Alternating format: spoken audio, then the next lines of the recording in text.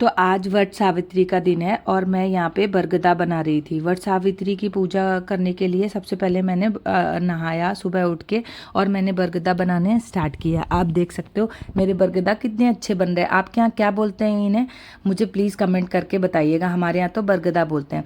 बरगदा बनने के बाद मेरी मम्मी ने बोला था मुझे पुए बनाने हैं, तो देखो मैंने कितने सुंदर सुंदर छोटे छोटे पुए बनाए हैं। कुछ लोग बड़े बड़े बनाते हैं बट मैंने छोटे साइज़ के बनाए, मुझे छोटे पुए अच्छे लगते हैं। और आप देखो मेरी कढ़ाई कितनी साफ़ है। स्टील की कढ़ाई को मैं यूज़ करती हूँ और मैं इसको बड़े अच्छे से मैनेज करती हूँ, इसको अच्छे से क्लीन करती हूँ। और मेरे बरगद जो मेरे अभी तक पुए बने हैं वो देखो आप कितने अच्छे बने हो। और बरगदा और पुए का कलर एकदम सेम हो रहा है। मैंने कुछ और पुए बनाए क्योंकि इसमें मुझे 6 पुए चढ़ाने थे, तो मैंने ये सुंदर सुंदर 6 से ज़्यादा पुए बनाए। जब मैं बना रही थी मुझे अच्छे लग रहे थे, सारे पुए फूल भी गए हैं। ये मेरी पूजा की तैयारी थी वट सावित्री के लिए। ये सारे पुए और बरगदा मैंने एक जगह इकट्ठे कर लिए हैं।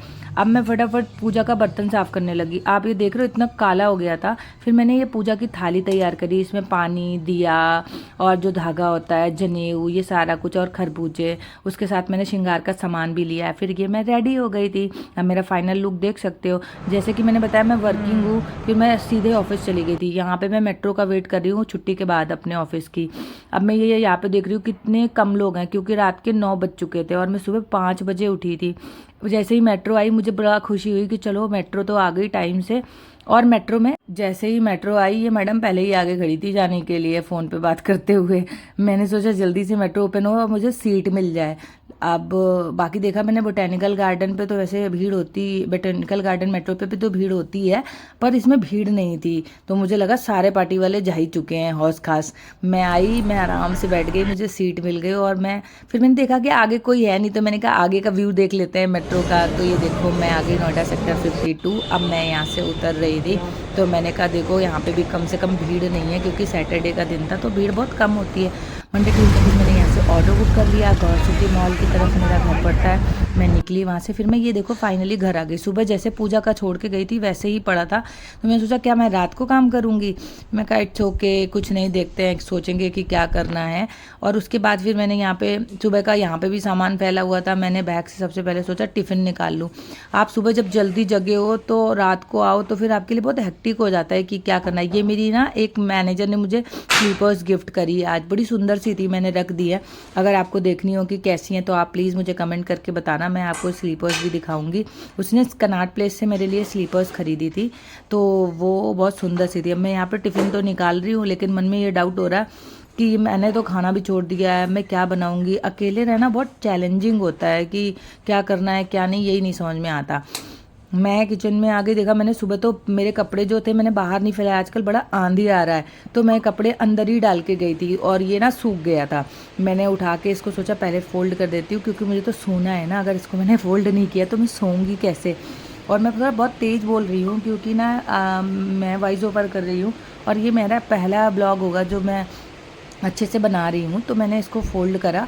अब मैं इसको फ़ोल्ड करके एक साइड में रख दूँगी क्योंकि सोने के लिए मुझे अपना बिस्तर भी सही करना है। ये जब मैं इसको उठा रही थी ये मुड़ गया था।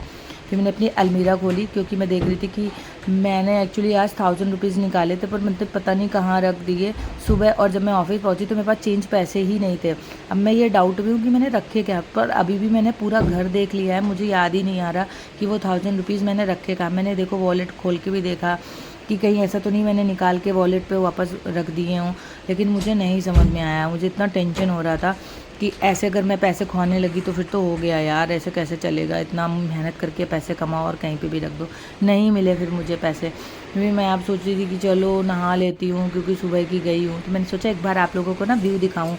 अब ये जो आप देख रहे हो ना, ये फ्लावर्स की जो मैंने ये लगा रखी है, ये मैंने सदर बाज़ार से ख़रीदी थी, दिल्ली के सदर से। तो इसका आपको पूछना हो ना कि ये कहाँ से खरीदी, कितने की मिलती है, तो आप मुझे कमेंट कर सकते हो। ये मेरे घर से बाहर का बालकनी का व्यू था जो कि बहुत सुंदर था। ये मैं आपको अपना बेड दिखा रही हूँ कि देखो मैंने कितना अच्छे से सेट कर दिया सब कुछ। और अब मैं अंदर आ गई थी। अभी भी मेरे दिमाग में ना 1000 रुपीज़ की टेंशन थी कि मैंने कहाँ रखा है। वो आप देख सकते हो कि ये नेक बैंड पूरे दिन लगा रहता है क्योंकि मेरी इतनी कॉल्स होती हैं ऑफिस की कि बस मुझे नेक बैंड से ही उठाना। वो सामने जो कपड़े देख रहे हो मैंने सुबह धुल के फैलाए थे।